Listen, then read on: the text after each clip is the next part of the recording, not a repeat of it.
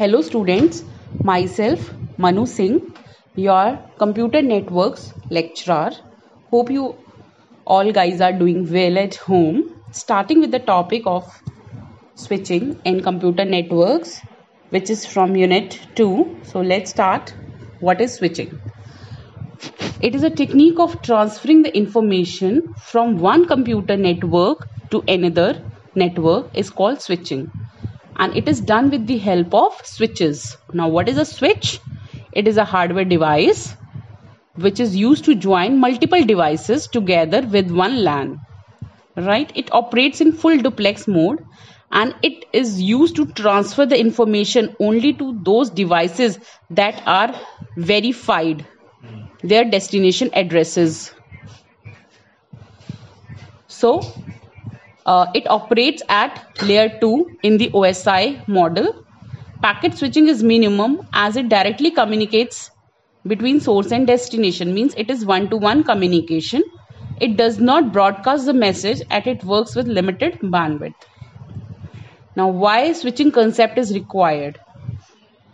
The first reason is bandwidth, the second is collision. Bandwidth means if we want to utilize the full bandwidth of the network, then we must use switching technique. And if we want that the two devices or more than two devices, they don't collide with each other, means to overcome the problem of collision, then we must use switching concept. Right?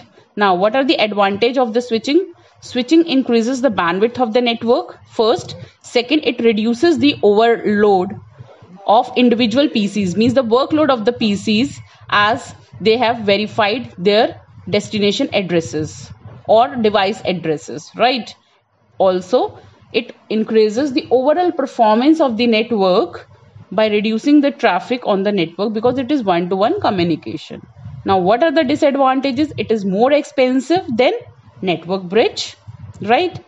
And the proper designing and the configuration of the switches are required to handle multicast packets, right? Now, what are the switching techniques? There are three switching techniques: circuit switching, message switching, and packet switching. The question arises that why we need these type of switching? What is the purpose of using these switching? Actually, when we are dealing with a large network, there can be the multiple paths from the sender to the receiver, means there are multiple paths from one user to the another user. So these switching techniques will help to decide the best route for the data transmission, right? Because it can overcome the problem of cost as well as time, because it is one-to-one communication. Now, what is circuit switching? It is a technique that establishes a dedicated path between the sender and the receiver, right? It means, suppose when a sender want to send the data to the receiver, then a request signal is sent to the receiver, and then the receiver send back the acknowledgement to ensure the availability of the dedicated path. It means that the receiver is free or it can accept the signal by sending some acknowledgement, right? After receiving the acknowledgement, sender can easily send some data. After it is received, means overall transmission is completed, then the receiver sends the acknowledgement back to the sender, and if all the transmission is completed, then that dedicated path is terminated, right? Now, what are the phases of circuit switching? Circuit establishment, data transfer, and circuit disconnect, right? Here, A is the sender and B is the receiver, where S1, S2, S4, S6, these all are intermediate links. And the sender first, what is the circuit establishment? Means first the sender want to take the permission to the receiver whether the sender is free or not, means whether the sender is want to accept this request or not. If the sender receiver accept this request, then it sends an acknowledgement to the sender, and this dedicated path is established, right? After that, it is data transfer. After that, data is transferred from A to B. Then third is circuit disconnect. When all the data is transferred from A to B, then B means the receiver will send an acknowledgement to A that all the data is successfully received. And when all the data is successfully received, means all the data transfer is completed, the connection is disconnected by any one of the user. It also removes all the intermediate links from from A to B. Means S1, S2, S4, S6 is also removed, right? Now, what circuit switching can use either of the two technologies, right? The first is space division switches, second is the time division switching. What is space division switching? It is a technology in which single transmission path is done with a switch by using a physically separate set of cross points. Now, what are the cross points? It's a places where the connection crosses, and it is achieved by using the crossbar switches. A crossbar switch is a metallic cross points or a semiconductor gates that can be enabled or disabled by a control unit, right? Now, space division switches can be characterized in two ways: the crossbar switch and multi-stage switch. Now, crossbar switch is a switch that has n input lines and m output lines. Means they are arranged in a matrix.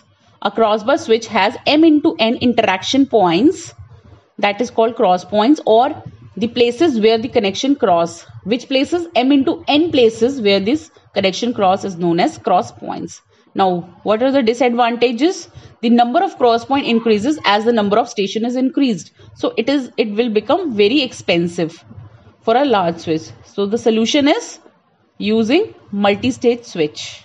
Now, what is a multi-stage switch? It is made by splitting the crossbar switches into the smaller units and then interconnect them. So it reduces the number of cross points. If one of the connection fails or one of the path fails, then there will be a availability of another path, right? Now, what is time division switching? The incoming and the outgoing signal, when received and retransmitted in a different time slot, it is called time division switching. Actually, it is used in time division multiplexing, right? What is the main difference between the space division and time division switching? The main difference is the cross points, means the sharing of the cross points. Cross points are not shared in the space division switching, whereas they can be shared in time division multiplexing for a shorter periods, right? Now, what is circuit switching advantages? In the case of circuit switching, the communication channel is dedicated, means your path is established. It has fixed bandwidth. What are the disadvantages? Once the dedicated path is established, the only delay occur in the speed of transmission rate. If it takes long time to establish a connection during which no data can be transmitted. Means सबसे ज़्यादा हम connection establish करने में, means the first step that is your circuit establishment में सबसे ज़्यादा time लग जाएगा, तो डेटा हम कब ट्रांसमिट करेंगे, राइट? क्योंकि उस टाइम हमारा डेटा ट्रांसमिट नहीं होता, उस टाइम हमारा क्या हो रहा है, सिर्फ स्टैब्लिशमेंट हो रही होती है, किसकी? Circuit establishment, right? सिर्फ पाथ स्टैब्लिश हो रहा होता है, ठीक है? ये एक्सपेंसिव भी है स्विच और अदर स्विचिंग टेक्निक से, बिकॉज यहाँ पे हमें सबसे पहला point that is circuit establishment, means path establishment करना होता है, ठीक है? And it is also it is inefficient to use, because इसमें क्या है, सबसे पहले हम पाथ स्टैब्लिश करेंगे, फिर डेटा ट्रांसफर होगा. अगर गलती से कोई डेटा ट्रांसफर ही नहीं हुआ, if a device have no data, then the capacity of the path is wasted, right? So the connection is dedicated. In this case, the connection is dedicated. Therefore, no other data can transfer even if the channel is free. अगर किसी एक device को ये connection मिला है, तो कोई और डिवाइस इस डेडिकेटेड पाथ को यूज नहीं कर सकता, right? So these are all our disadvantages. So what is a message switching? Message switching में suppose in this figure, A and B, A is the source and B is the receiver. In this A complete message is transferred from A to B. Complete unit means a complete unit. ठीक है, through these intermediate nodes, that is S1, S2, S4, S6, and these nodes are known as stored and forward nodes. Why we call stored and forward? Because जब हम यहाँ से A is your source node, जब हम यहाँ से message pass करेंगे, ठीक है, तो वो मैसेज के अंदर आपका वो मैसेज क्या होगा, S1 में भी स्टोर होगा, S2 में भी स्टोर होगा, S4 में और S6 में भी होगा. S1 जब इसे स्टोर करेगा और इसे फॉरवर्ड कर देगा S2 के लिए, S2 भी इसे स्टोर करेगा, फॉरवर्ड कर देगा S4 के लिए, राइट. ठीक है. And the addresses, address means the destination address, the source address, right, and the other useful information is also appended in this message, right. And these is all the intermediate as well as the source node and the receiver node, they all have a routing table. With the help of that routing table, the message will decide the best route from the source to the destination, right. So each and every node stores the entire message and then forward it to the next node. This type of network is also known as store and forward network, right. Got it? And there is no establishment of the dedicated path, right. Means A and B can use any path to go to B, right. Now what are the advantages of message switching? Data channels are shared among the communicating devices. That improves the efficiency of the available bandwidth, right. Means so many devices can share the bandwidth, right. Traffic congestion can be reduced because the message is temporarily stored in the nodes. Kaise? Because if there suppose if there is a congestion, then all the intermediate nodes have a stored message, so they can backtrack and get that message and move to the another link, right. Message priority can be used to manage the network. If the priority message is there, then that device is going to transmit first. The size of the message which is sent over the network can be varied, but obvious because different devices have different message, and so it is varied. And it supports the data of unlimited size. Now, what are the disadvantages? Message switches must be equipped with sufficient storage to enable them to store the message until it is forwarded, right? Until it is forwarded as well as it is received by the receiver, right? The long delay can occur due to the storing and forwarding facilities provided by the message switching. Okay? Now, what is the packet switching? In this, the message is sent in one go, means it is divided into a smaller pieces and they are sent individually. Means in this example, A is a sender and B is the receiver. Here 1, 2, 3, 4, it is a full message and it is splitted into some different pieces, and that pieces are known as the packets, and the packets have their unique number to identify their orders at the receiving end. Suppose 1, 2, 3, 4, these are the unique numbers, and in this some message is there with their address, with their destination, verified destination address. So they follow some different routes. Suppose 1 and 4 follow S1 S2 route, and 2 and 3 follow S1 S3 routes, right? So they also have some packets also contain some useful information in its header, such as source address, destination address, and the sequence number, right? So the packet will travel across the network, taking the shortest path as possible. And how these packets get the shortest path? Because they all have their routing tables, and with the help of that routing table, they easily get to know that from one user to the another user, or from one device to another device, what is the shortest path, right? Now all the packets they are reassembled at the receiving end in the correct order, because they all have their they have their unique number, right? Suppose if any packet is missing or corrupted, then the receiver will send message to the source to resend that message again, right? If the correct order of the packet is reached, then the acknowledgement is sent by the receiver to the sender that all the packets are received successfully. There are two approaches to the packet switching. First is the datagram packet switching and second is the virtual circuit switching. In datagram packet switching, in this the packets are known as the datagrams, and it is again an independent identity. So each packet contains the information about the destination, about the source, and about their unique number, and the switches use this information to forward the packet to the correct destination, right? And the packets, they are rearranged at the receiving end in the correct order. And here in this datagram packet switching, there is no fixed path, right? There is no establishment of the path, and there is no fixed path because it's a dynamic routing. Means all the devices, means the source or the intermediate devices, they follows the shortest route, right?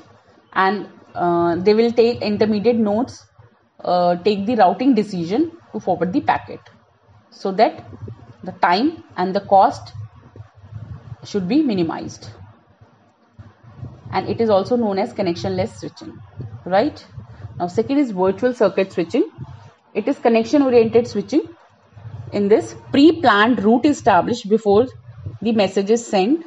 Call request and call accept packets are used to establish the connection between the sender and the receiver, and the path is fixed for the duration of logical connections.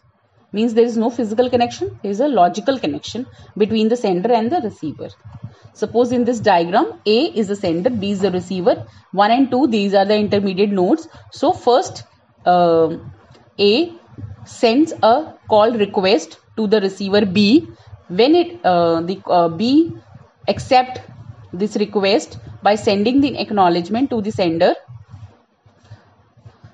then the data is transferred from after that the route is established and the data will be transferred. After the transmission of the data, the acknowledgement is sent by the receiver that the message has received. And if all the transmission is completed, then the clear message is sent for the termination, right? This is actually a virtual circuit.